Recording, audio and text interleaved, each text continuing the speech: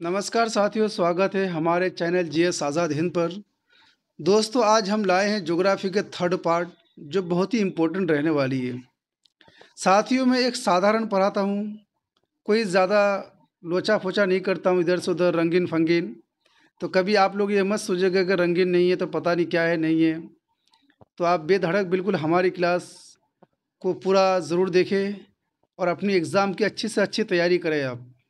क्योंकि दोस्तों, आज का टाइम है, जो दिखता है वही बिकता है। इसकी वजह से बहुत सारे बच्चों का सिलेक्शन नहीं होता है। ठीक है?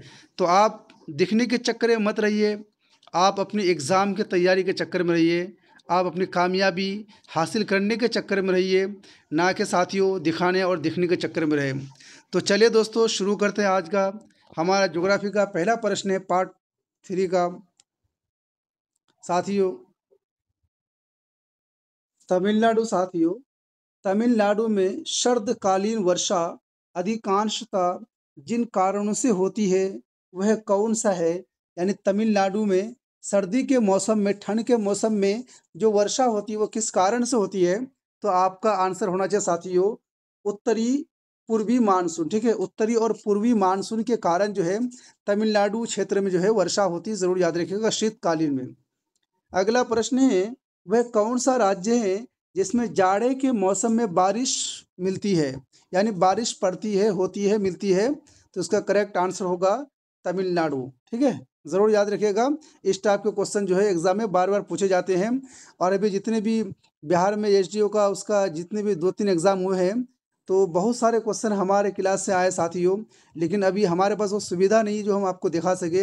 अगर आपकी सपोर्ट रही और हमें अगर फॉलो करते रहे, सब्सक्राइब करते रहे दोस्तों यारों से, और एंड तक वीडियो को देखें, तो उम्मीद है कि बहुत ही जल्द आपको हम फेस टू फेस बेहतरीन यानी 1 नंबर मटेरियल के साथ आपको पढ़ाने की कोशिश करेंगे। तो चलिए दोस्तों, आज का तीसरा प्रश्न है, वायु में अपेक्षित आर्द्रता मापने के लिए कौन सा उपकरण है?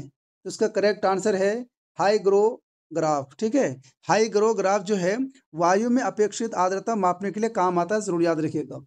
अगला प्रश्न है दोस्तों, रिक्टर स्केल का उपयोग किसके मापने में किया जाता है? तो इसका करेक्ट आंसर होगा भूकंप के झटके को मापने के लिए रिक्टर स्केल का उपयोग किया जाता है, जरूर याद रखिएगा। अगला प्रश्न है दोस्तों, भूकंप के एक ही समय पर आने वाले स्थानों को मिलाने वाली रेखा क्या कहलाती है? इसका करेक्ट आंसर होगा होमोसिस्मल। ठीक है, यानी होमोसिस्मल जो है, अगर कई जगहों पे एक ही जगह कई यानी एक ही जगह यानी कई जगहों पर एक ही बार में भूकंप आता है, तो वो क्या कहलाते है उस रेखा को? तो इसका करेक्ट आंसर साथियों होमोसिस्मल। ठीक है, अगला प्रश्न है, समान चुंबकीय झुकाव वाले स्थानों को मिलाने वाली रेखा क्या कहलाती है? इसका करेक्ट आंसर होगा साइसोगोनल। ठीक है, यानी आइसोगोनल, जरूर याद रखिए क्या नाम है, आइसोगोनल। सातवां प्रश्न है दोस्तों, सूर्य और पृथ्वी के मध्य न्यूनतम दूरी कब होती है? यानी सबसे नजदीकी दूरी जो है वो कब होती है सूर्य और पृथ्वी के बीच? तो इसका करेक्ट आंसर दोस्तों 3 जनवरी को। ठीक है, 3 जनवरी को सूर्य और पृथ्वी के मध्य जो है न्यूनतम दूरी होती है। अगला प्रश्न है दोस्तों, सौर मंडल का दूसरा सबसे बड़ा ग्रह कौन सा है? ये भी साथियों इंपॉर्टेंट है, प्लीज जरूर याद रखिएगा। सौर मंडल का दूसरा सबसे बड़ा ग्रह कौन सा है? आपका आंसर होना चाहिए शनि ग्रह। ठीक है, शनि ग्रह जो है सौर मंडल का दूसरा सबसे बड़ा ग्रह है, जरूर याद रखिएगा दोस्तों। बहुत ही इंपॉर्टेंट चीज आपके लिए लेके आता हूँ। आप लोग कभी ये मत सोचेगा कि न रंगीन है न कुछ है, पता नहीं क्या है नहीं है। तो ऐसा नहीं दोस्तों, हम आपकी कामयाबी के लिए यानी यूनिक क्वेश्चन लेके आते हैं जो आपके एग्जाम में आए। अगला प्रश्न है दोस्तों, 9वां प्रश्न है, सूर्य के सबसे दूर कौन सा ग्रह है? तो वरुण। साथियों, वरुण एक ऐसा ग्रह है जो सूर्य के सबसे दूर ग्रह है। ठीक है, जरूर याद रखिएगा। अगला प्रश्न है, सौर मंडल का जन्मदाता किसे कहा जाता है? तो इसका करेक्ट आंसर दोस्तों सूर्य को। ठीक है, यानी सौर मंडल का जन्मदाता जो है वो सूर्य को कहा जाता है, जरूर याद रखिएगा। अगला प्रश्न है दोस्तों, पृथ्वी की जुड़वा बहन कहे जाने वाले ग्रह का नाम क्या है? साथियों, ये भी बहुत बार एग्जाम में आ चुके, प्लीज जरूर याद रखिएगा। ठीक है, हम वही क्वेश्चन लेके आते हैं जो आपको एग्जाम में कामयाबी दिलाए। तो पृथ्वी की जुड़वा बहन कहे जाने वाले ग्रह का नाम क्या है? तो इसका करेक्ट आंसर साथियों शुक्र ग्रह, यानी शुक्र ग्रह जो है पृथ्वी का जुड़वा बहन कहा जाता है इसको। अगला प्रश्न है, शुमेकर लवी नौ घूमते यानी घूम केतु किस ग्रह से टकराता है? ठीक है, यानी सोमेकर लवी जो है नौ घूमते हुए किस ग्रह से टकराता है? तो इसका करेक्ट आंसर है बृहस्पति ग्रह से। साथियों थोड़ा टाइपिंग मिस्टेक हो जाता है, इसके लिए क्षमा प्रदान करें। अगला प्रश्न है दोस्तों, पृथ्वी के केंद्र में पाया जाने वाला चुंबकीय पदार्थ कौन सा है? तो इसका करेक्ट आंसर होगा निकेल। ठीक है, जरूर याद रखिएगा। अगला प्रश्न है, चाय बागानों के लिए उपयुक्त मिट्टी कौन सी है? साथियों मैं आपसे कितना आग्रह करूं कि ये इम्पोर्टेंट है। ठीक है, तो इतना समझ जाइए कि जितने भी हम क्लास पढ़ाते हैं 100% इम्पोर्टेंट क्वेश्चन लाते हैं जो आपके एग्ज़ाम के लिए काम आए। यकीन ना हो, जब आपका एग्ज़ाम हो जाए तो मेरी क्लास को देख लीजिएगा और क्वेश्चन मिला लीजिएगा। ठीक है, तो चाय बागानों के लिए उपयुक्त मिट्टी कौन सी होती है? तो इसका करेक्ट आंसर है अम्लीय मिट्टी। ठीक है, यानी अगर कोई चाय की खेती करना चाहे तो वहाँ की मिट्टी अम्लीय होना चाहिए, तभी वहाँ पे चाय की खेती होगी। 15वां प्रश्न है दोस्तों, भारत में जिस क्षेत्र में मृदा अपरदन की समस्या गंभीर है वह क्षेत्र कौन सा है? तो इसका करेक्ट आंसर दोस्तों शिवालिक पहाड़ियों के पाद क्षेत्र एवं चंबल घाटी, यानी इन घाटियों में जो है सबसे ज़्यादा मिट्टी कटती है, ज़रूर याद रखिएगा। अगला प्रश्न है दोस्तों, फसल चक्र आवश्यक है, क्या आवश्यक है? तो इसकी करेक्ट आंसर है मृदा की उर्वरा शक्ति में वृद्धि के लिए। ठीक है, यानी हेतु मतलब के लिए, जरूर याद रखिएगा। अगला प्रश्न है दोस्तों, मृदा संरक्षण के संदर्भ में प्रचलित पद्धतियां कौन सी है? इसका करेक्ट आंसर होगा रस्यावर्तन, यानी फसलों का हेरफेर, वेदिका निर्माण, टेरिसिंग, वायुरोधक। ठीक है, आपका आंसर है। अगला प्रश्न है, भारत में मृदा अपक्षय समस्या किससे संबंधित है? तो इसका करेक्ट आंसर साथियों वनोन्मूलन से। यानी दोस्तों जाहिर सी बात है कि जब वन की कटाई होगी और जब वन रहेंगे नहीं तो जाहिर सी बात है कि मृदा अपक्षय की समस्या आएगी। ठीक है, तो आप लोगों से निवेदन है कि प्लीज़ ज़रूर वनों का रक्षा करें आप लोग, और वन ज़्यादा से ज़्यादा लगाए ताकि हमारी मिट्टी की जो है वो प्रोटेक्ट हो जाए।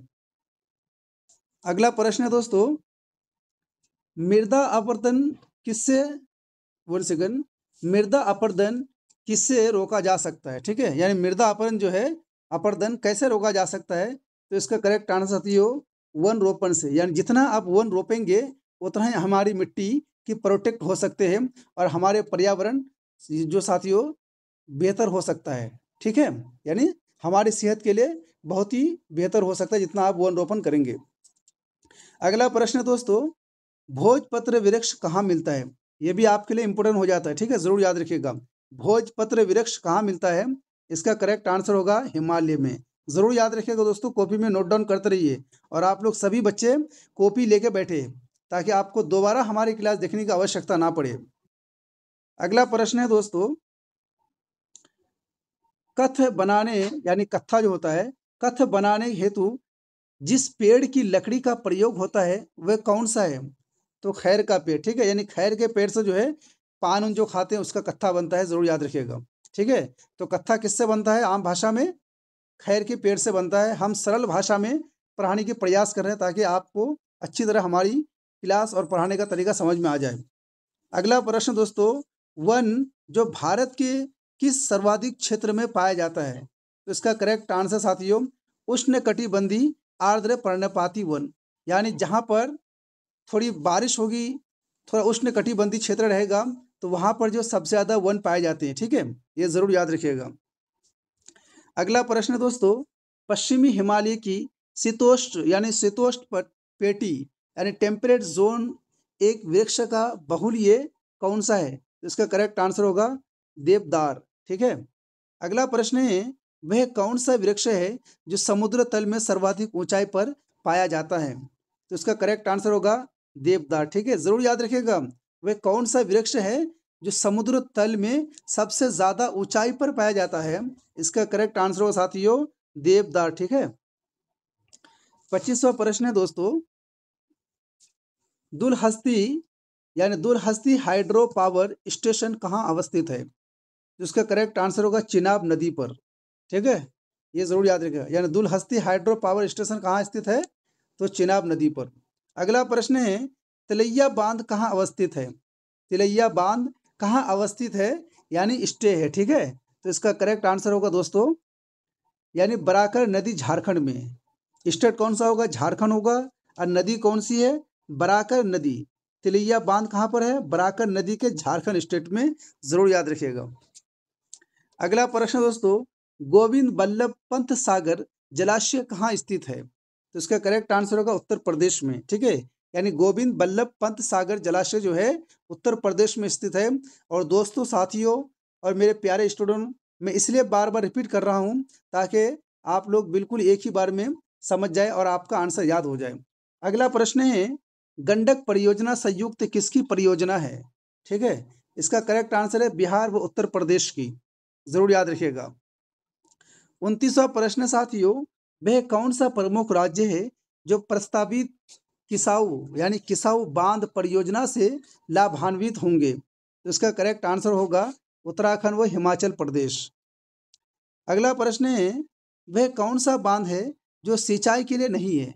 ठीक है, ये इंपॉर्टेंट साथियों जरूर याद रखिएगा। अभी बिहार में ऐसे ही पूछा जाता है कि कौन सा नहीं है, कौन सा नहीं है, क्या नहीं है। ठीक है, और हर एग्जाम में इसी टाइप के क्वेश्चन आते हैं। तो वह कौन सा बांध है जो सिंचाई के लिए नहीं है? तो इसका करेक्ट आंसर होगा दोस्तों शिव समुद्रम। ठीक है, यानी शिव समुद्रम जो है बांध, वो सिंचाई के लिए नहीं है, जरूर याद रखिएगा। और दोस्तों, हमारे जो क्लास है ज्योग्राफी की, वो चाहे यूपीएससी हो, बीपीएससी हो, एसआई हो, यूपीपीसीएस हो, यूपीएसआई हो, ईपीओएफओ हो साथियों, एपीएफसी हो, हर प्रतियोगिता एग्जाम के लिए बहुत ही इंपॉर्टेंट और यूनिक क्वेश्चन लेके आते हैं। ठीक है, तो जो भी प्रतियोगिता एग्जाम की तैयारी कर रहे हैं, सभी लोग, सभी स्टूडेंट हमारी क्लास को वॉच कर सकते हैं। अगला प्रश्न है दोस्तों, अति विवादित बबली प्रोजेक्ट कहाँ अवस्थित है? ठीक है, अति विवादित बबली प्रोजेक्ट कहाँ स्थित है? तो इसका करेक्ट आंसर होगा महाराष्ट्र में। यानी आप लोग याद रखिएगा कि बबली प्रोजेक्ट जो है वो महाराष्ट्र में अवस्थित है। अगला प्रश्न है, भारतीय कृषि का इतिहास किसने लिखा था? ठीक है, तो इसका करेक्ट आंसर होगा एम.एस. रंगवा ने। ठीक है, यानी भारतीय कृषि का जो इतिहास लिखा है उसका नाम क्या है? तो आपका आंसर होना चाहिए एम.एस. रंगवा ने। ठीक है, अगला प्रश्न है, भारत में एग्रो यानी इकोलॉजिकल जोन्स, ठीक है, यानी भारत में एग्रो इकोलॉजिकल जोन्स यानी कृषि परिस्थिति क्षेत्रों की कुल संख्या कितनी है? तो इसका करेक्ट आंसर होगा 20%। अगला प्रश्न है, भारत में संकारीय यानी चालू जोतों का सबसे बड़ा औसत आकार कहाँ है? तो इसका करेक्ट आंसर होगा राजस्थान में। ठीक है, यानी सबसे ज़्यादा जो है भारत में जो जोते जाते हैं चालू खेत, तो वो जो है राजस्थान में है। 35वां प्रश्न दोस्तों, भारत में कृषि को क्या समझा जाता है? भारत में कृषि को क्या समझा जाता है? तो आपका आंसर होना चाहिए जीविकोपार्जन का साधन। ठीक है, यानी जीविकोपार्जन का साधन यानी जीवन जीने के लिए भारत में कृषि को समझा जाता है। अगला प्रश्न है, भारतीय कृषि के संदर्भ में सही कथन है, यानी क्या सही कथन है? तो आपका आंसर होना चाहिए भारत में दालों की खेती के अंतर्गत आने वाली लगभग 90% क्षेत्र वर्षा द्वारा पोषित है। ठीक है, यानी जो भारत में दाल की जो खेती होती है तो वो सबसे ज़्यादा किस पर निर्भर है? तो 90% क्षेत्र जो है ना वर्षा पर निर्भर रहता है। ठीक है, यानी दाल 90% वर्षा द्वारा पोषित है, ज़रूर याद रखिएगा। अगला प्रश्न है, भारत में रासायनिक उर्वरकों के कौन से दो बड़े उपभोक्ता है? ठीक है, तो आपका आंसर होगा साथियों उत्तर प्रदेश एवं आंध्र प्रदेश। ये क्वेश्चन ये कई बार रिपीट हो चुके हैं, इसलिए मैं आपके लिए क्वेश्चन यूनिक लाया हूँ। अगला प्रश्न साथियों, नई सुधारी गई यानी उस्र में हरी खाद के लिए उपयुक्त फसल क्या है?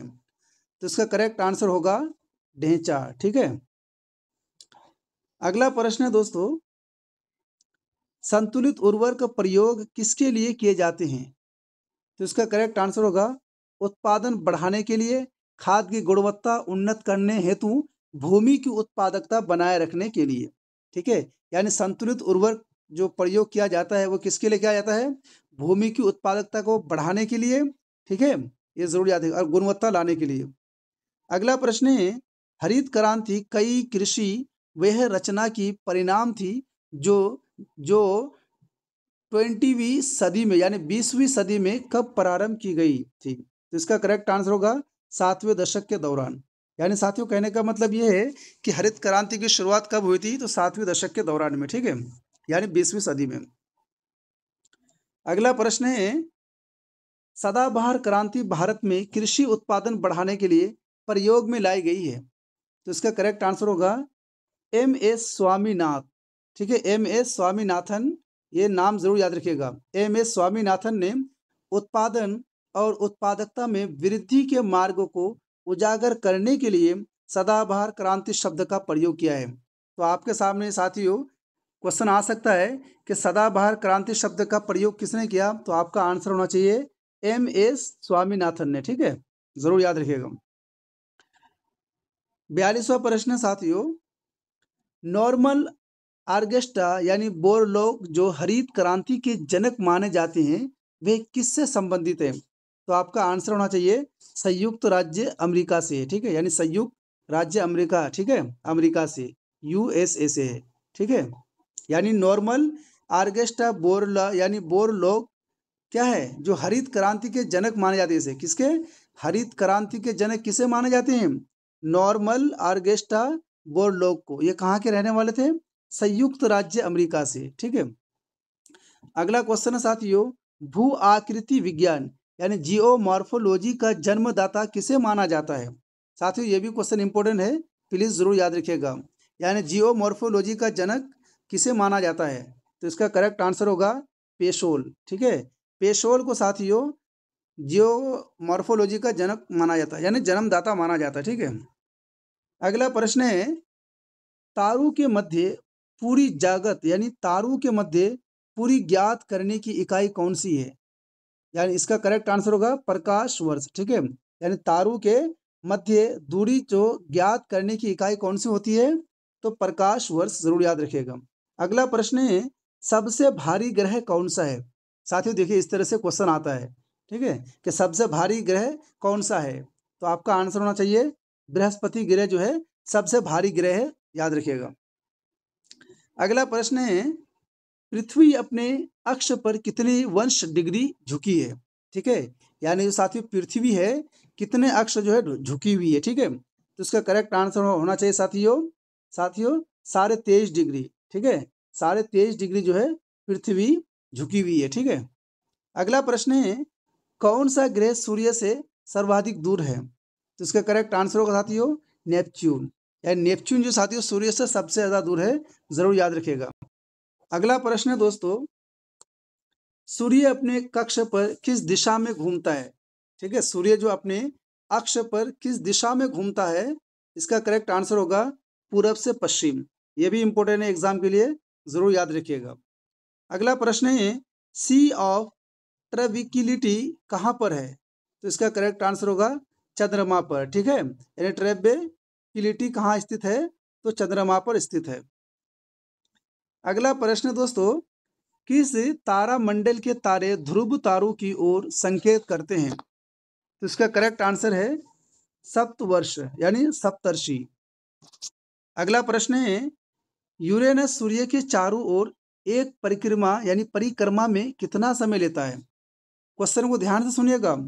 यूरेनस सूर्य के चारों ओर एक परिक्रमा में कितना समय लेता है? आपका आंसर होना चाहिए 84 वर्ष। ठीक है, बहुत लंबा है, जरूर याद रखिएगा।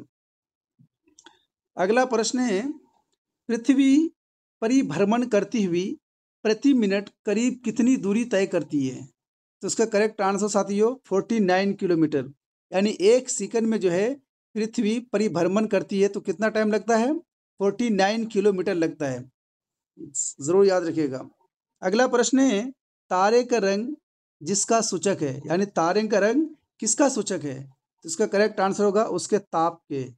ठीक है, अगला प्रश्न है, हमारी आकाश गंगा के केंद्र की परिक्रमा करने में सूर्य को कितना समय लगता है?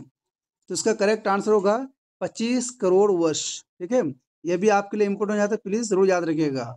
अगला प्रश्न है, ब्रह्मांड की उत्पत्ति का सर्वाधिक मानवीय सिद्धांत कौन सा है? यानी जो ब्रह्मांड है हमारा, उसका जो उत्पत्ति हुआ है, तो उसका सर्वाधिक मानवीय सिद्धांत कौन सा है? आपका आंसर होना चाहिए बिग बैंग सिद्धांत। साथियों ये भी इंपॉर्टेंट है, प्लीज जरूर याद रखिएगा। अगला प्रश्न है, पृथ्वी की आकाशगंगा गैलेक्सी को क्या कहा जाता है? तो इसका करेक्ट आंसर होगा मंदाकिनी। ठीक है, मंदाकिनी जरूर याद रखिएगा। अगला प्रश्न है, पृथ्वी के आकाशगंगा के सबसे शीतल और चमकीले तारों के समूह को क्या कहते हैं? ठीक है, तो इसका करेक्ट आंसर साथियों ओरियन नेबुला। ठीक है, नेबुला कहा जाता है, ओरियन नेबुला कहा जाता है। अगला प्रश्न है, किस ग्रह के दिन के नाम यानी मान और उसके अक्ष का झुकाव लगभग पृथ्वी के दिन मान और झुकाव के समतुल्य है? तो इसका करेक्ट आंसर होगा नेपच्यून के। अगला प्रश्न है, वे सीमा जिसके बाहर तारे आंतरिक मृत्यु से ग्रस्ती होते हैं क्या कहलाती है? तो इसका करेक्ट आंसर होगा चंद्रशेखर सीमा। ठीक है,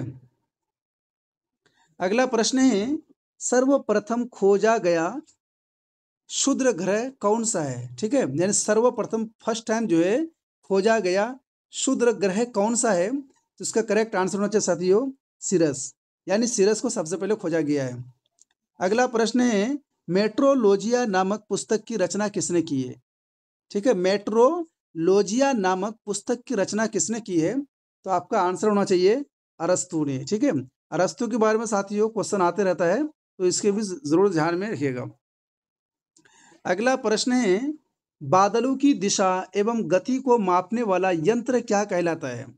देखिए साथियों, मैं कितना बार वीवीआई लिखूं, यानी पूरी क्लास जो हमारी बहुत ही यूनिक है, प्लीज जरूर एंड तक वॉच कीजिएगा। बादलों की दिशा एवं गति को मापने वाला यंत्र क्या कहलाता है? आपका करेक्ट आंसर होना चाहिए साथियों, यानी नेफोस्कोप। ठीक है, नेफोस्कोप जो है बादल की दिशा एवं गति को मापता है। अगला प्रश्न है, विश्व का सर्वाधिक ज्वालामुखी वाला क्षेत्र कौन सा है? ठीक है, तो आपका करेक्ट आंसर साथियों यानी फिलिपाइन द्वीप समूह। फिलिपाइन द्वीप समूह जो है विश्व का सर्वाधिक ज्वालामुखी वाला क्षेत्र है। अगला प्रश्न है, विश्व की सबसे लंबी पर्वतमाला कौन सी है? तो इसका करेक्ट आंसर साथियों एंडीज। ठीक है, यानी एंडीज मतलब सबसे आखिर में दक्षिण अफ्रीका की तरफ। ठीक है, तो विश्व की सबसे लंबी पर्वतमाला कौन सी? एंडीज। ये जरूर याद रखिए, एंड से एंडीज यानी END एंडीज। ठीक है, ऐसे याद रखिएगा आप लोग। अगला प्रश्न साथियों, रेडियो संचार में प्रश्न यानी एंटेना द्वारा उत्सर्जित संकेत प्रतिबिंबित कहाँ होता है? तो इसका करेक्ट आंसर है शोभ मंडल पर। ठीक है, अगला प्रश्न है, 1 डिग्री देशांतर की सर्वाधिक दूरी कहाँ पर होगी? यानी 1 डिग्री देशांतर की सर्वाधिक दूरी कहाँ पर होगी? इसका करेक्ट आंसर होगा कर्क रेखा पर। साथियों अभी हमारे पास वो सुविधा नहीं है कि हम आपको मैप बना के बढ़िया से दिखाएं। ठीक है, तो आपको जो आपके काम की चीज़ है, जितना आपको ज़रूरत है उतना ही हम आपके लिए क्वेश्चन लेके आते हैं यूनिक। अगला प्रश्न है, उत्तरी प्रशांत महासागर में अंतरराष्ट्रीय तिथि रेखा के विचलन का क्या कारण है? ठीक है, तो इसका करेक्ट आंसर है एल्यूशियन द्वीप समूह, इसी का कारण है। ठीक है, अगला प्रश्न है दोस्तों, वर्ष 2000 से 2005 की अवधि में वन क्षेत्र का सर्वाधिक यानी टाठस कहाँ देखा गया? वह कौन सा देश है? तो इसका करेक्ट आंसर साथियों इंडोनेशिया में देखा गया सबसे ज़्यादा। ठीक है, अगला प्रश्न है, दक्षिण अमेरिका में शीतोष्ण घास स्थलों को क्या कहते हैं? तो साथियों इसका करेक्ट आंसर है पंपास। ठीक है, यानी दक्षिण अमेरिका में जो घास होता है शीतोष्ण घास, उसका नाम है पंपास, जरूर याद रखिएगा। अगला प्रश्न दोस्तों, जॉर्डन और इजराइल के मध्य कौन सा सागर है? ये भी बहुत इंपॉर्टेंट है, प्लीज जरूर याद रखिएगा। जॉर्डन और इजराइल के मध्य कौन सा सागर है? तो मृत सागर है साथियों। अभी इजराइल चर्चित है खबरों में, इसलिए ये जरूर याद रखिएगा। ठीक है, मृत सागर है जॉर्डन और इजराइल के मध्य यानी बीच में। ठीक है, अगला है, सरगासो समुद्र किस महासागर में स्थित है? तो इसका करेक्ट आंसर होगा अटलांटिक महासागर में। अगला प्रश्न है साथियों, रेनेल जलधारा किस महासागर की जलधारा है? इसका करेक्ट आंसर होगा अटलांटिक महासागर का जो है जलधारा है। अगला है गल्फ स्ट्रीम धारा की उत्पत्ति कहाँ से होती है? साथियों ये भी इम्पोर्टेंट है, प्लीज़ ज़रूर याद रखिएगा। जो गल्फ स्ट्रीम की धारा है वो कहाँ से उत्पन्न होती है? तो इसका करेक्ट आंसर होगा मैक्सिको की खाड़ी से, ठीक है? मैक्सिको की खाड़ी से जो है गल्फ स्ट्रीम की धारा जो है उत्पत्ति होती है। अगला प्रश्न है साथियों, हुआंग नदी किस में गिरती है? ठीक है, हुआंग नदी किस में गिरती है? तो आपका आंसर होना चाहिए पीला सागर में हुआंग नदी गिरती है। अगला है चीन का शोक किस नदी के लिए प्रयोग किया जाता है? चीन का शोक किस नदी के लिए प्रयोग किया जाता है? आपका आंसर होना चाहती हो हुआंग गो, ठीक है, हुआंग गो यानी हुआंग हो। तो इससे समझ में आ गया साथियों कि हुआंग गो नदी कहाँ की है? चीन की है, जरूर याद रखिएगा। अगला प्रश्न है दोस्तों, ब्लैक होल सिद्धांत किसके द्वारा किया गया है? जो ब्लैक होल सिद्धांत है वो किसके द्वारा किया गया है? तो आपका आंसर होना चाहिए साथियों सुब्रमण्यम चंद्रशेखर, नाम जरूर याद रखिएगा। सुब्रमण्यम चंद्रशेखर ने ब्लैक होल, ठीक है, नामक गणितीय सिद्धांत की खोज की थी। ब्लैक होल की अभी विकरणी सबसे पहले सबसे पहले किसने किया था? अल्बर्ट आइंस्टीन ने की थी, ठीक है, अल्बर्ट आइंस्टीन ने की थी। उन्होंने 1916 में, कब? 1916 में पहली बार गुरुत्वाकर्षण के अपने नए सिद्धांत यानी सापेक्षता के सामान्य, ठीक है, सामान्य सिद्धांत के आधार पर इसके अस्तित्व की यानी भविष्यवाणी की थी, ठीक है, यानी भविष्यवाणी की थी। तो ये जरूर याद रखिएगा, क्या भविष्यवाणी की थी? किसने? अल्बर्ट आइंस्टीन ने। कब किया था? 1916 में पहली बार, ठीक है। अगला प्रश्न है दोस्तों, ब्रह्मांड का सबसे बड़ा तारा कौन सा है? तो इसका करेक्ट आंसर होगा, इसका करेक्ट आंसर साथियों स्पाइनल ओरेगी, ठीक है, यानी स्पाइनल ओरेगी जो है ब्रह्मांड का सबसे बड़ा तारा है। अगला है पृथ्वी और चंद्रमा के कक्ष तलु में कितनी यानी कितने डिग्री का झुकाव है? तो इसका करेक्ट आंसर साथियों 5 डिग्री। ये जरूर याद रखिएगा क्वेश्चन को, ठीक है, यानी पृथ्वी और चंद्रमा के अक्ष यानी कक्ष तलु में कितनी डिग्री का झुकाव है? तो आपका आंसर होना चाहिए एग्जाम में 5 डिग्री। अगला प्रश्न है किस आकाशीय पिंड को पृथ्वी पुत्र कहा जाता है? ठीक है, यानी किस आकाशीय पिंड को पृथ्वी का बेटा कहा जाता है, पुत्र कहा जाता है? तो इसका आंसर होगा चंद्रमा को। अगला प्रश्न है तारे के टिमटिमाने का क्या कारण है? जो तारे टिमटिमाते साथियों तो उसको उसका क्या कारण है? तो इसका करेक्ट आंसर होगा प्रकाश का अपवर्तन। अगला प्रश्न है साथियों विशालकाय तारों की समाप्ति किस रूप में होने का अनुमान लगाया जाता है? तो इसका आंसर होगा कृष्णा छिद्र के रूप में, ठीक है, कृष्णा छिद्र के रूप में अनुमान लगाया जाता है। अगला प्रश्न है किस ग्रह के चारों ओर वलय है? ठीक है, तो इसका करेक्ट आंसर होगा शनि ग्रह के चारों ओर जो साथियों वलय है। अगला है शनि ग्रह का सबसे बड़ा उपग्रह कौन सा है? ठीक है, शनि ग्रह का सबसे बड़ा उपग्रह कौन सा है? तो इसका करेक्ट आंसर साथियों टाइटन, ठीक है, शनि ग्रह का सबसे बड़ा उपग्रह जो है वो टाइटन है। साथियों आपसे निवेदन है प्लीज़ हमारे चैनल जीएस आज़ाद हिंद को ज़रूर से ज़रूर सब्सक्राइब करें और हमें भी सपोर्ट कीजिए और अपने दोस्तों यारों तक भी शेयर कीजिए। अगला प्रश्न है कौन सा ग्रह सर्वाधिक गैसों से घिरा है? यानी कौन सा ऐसा ग्रह है जो सबसे ज़्यादा गैसों से घिरा हुआ है? इसका करेक्ट आंसर होगा यूरेनस, ठीक है, यूरेनस जो है ग्रह सबसे ज़्यादा गैसों से घिरा हुआ है, ज़रूर याद रखिएगा। अगला प्रश्न है दोस्तों किस ग्रह का सूर्य के प्रति यानी परितः परिभ्रमण काल न्यूनतम है? तो इसका करेक्ट आंसर साथियों बुध ग्रह का। अगला प्रश्न है अंतरिक्ष यात्री को आकाश का रंग कैसा दिखाई देता है? जो अंतरिक्ष में जाता है उसको आकाश का रंग कैसा दिखाई देता है? तो आपका आंसर होना चाहिए काला, नीला नहीं, ठीक है, काला दिखाई देता है। अगला प्रश्न है कौन सा तारा पृथ्वी के सर्वाधिक समीप है? ठीक है, तो इसका करेक्ट आंसर है सूर्य। अगला प्रश्न है शीघ्रता से यानी जल्दी से घूमने एवं उच्च रेडियो तरंग छोड़ने वाला पल्सर क्या है? तो इसका करेक्ट आंसर होगा न्यूट्रॉन तारा, ठीक है, या न्यूट्रॉन तारा जो है बहुत ही जल्दी घूमने वाला है, ठीक है। अगला प्रश्न है ब्रह्मांड में, 1 सेकंड साथियों, ब्रह्मांड में विस्फोटी तारा क्या कहलाता है? ठीक है, जब ब्रह्मांड में विस्फोट होया तो उस तारे का नाम क्या कहलाता है? तो इसका करेक्ट आंसर होगा अभिनव तारा। 90वां प्रश्न है दोस्तों, एक खगोलीय दूरी क्या होती है? तो इसका करेक्ट आंसर होगा पृथ्वी और सूर्य के बीच की दूरी, ठीक है। यानी आपके एग्जाम में अगर आ जाए कि एक खगोलीय दूरी क्या होती है या एक खगोलीय दूरी क्या कहलाती है, तो इस आपका आंसर होना चाहिए पृथ्वी और सूर्य के बीच की दूरी, ठीक है, को खगोलीय दूरी कहा जाता है। अगला प्रश्न साथियों, ट्रक फार्मिंग यानी ट्रक फार्मिंग का अभी प्राय क्या है, ठीक है। तो आपका आंसर होना चाहिए बागवानी कृषि से। यह भी इंपॉर्टेंट है, प्लीज जरूर याद रखिएगा। अगला प्रश्न है, सघन खेती के लिए खेती हर क्षेत्र किस तरह का होना चाहिए? यानी सघन खेती के लिए, ज़्यादा खेती करने के लिए उसका क्षेत्र, उसकी मिट्टी कैसी होनी चाहिए? तो आपका आंसर होना चाहिए सिंचित, यानी जहाँ पे सबसे ज़्यादा सिंचित की जाएगी खेती पानी से, वहाँ पे जो है सबसे ज़्यादा फसलें उगेगी, ज़रूर याद रखिएगा। अगला प्रश्न है, संसार में तांबे का अग्रणी उत्पादक कौन सा देश है?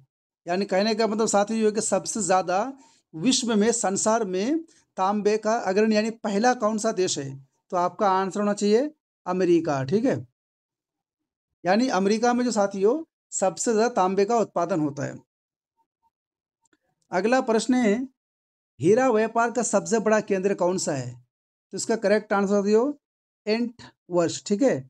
यानी एंट वर्ष जो है हीरा का सबसे बड़ा केंद्र है, ये जरूर याद रखिएगा।